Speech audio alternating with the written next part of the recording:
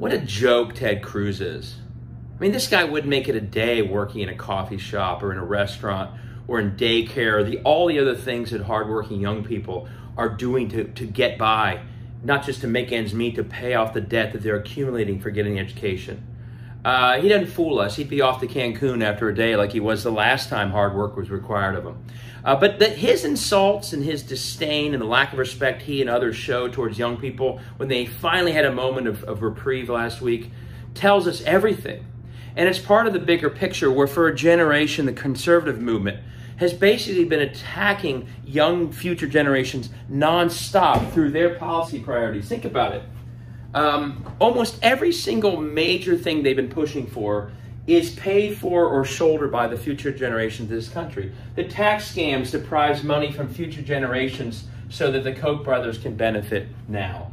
Who pays the price of their gun policies? The kids in Uvalde, the kids in Parkland, the young people who were at bars in Dayton a couple years ago. They're the ones literally dying so these guys can get their way. Climate change.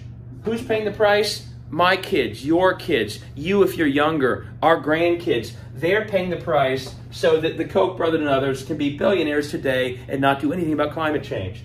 Education and books, a nonstop attack on public education. The banning of books, that's all about young people and what they learn in the future or won't learn if these guys get their way. The attack on abortion rights. Who's the victim? The 10-year-old girl in Ohio who was raped and had to go to Indiana to get the help she needed.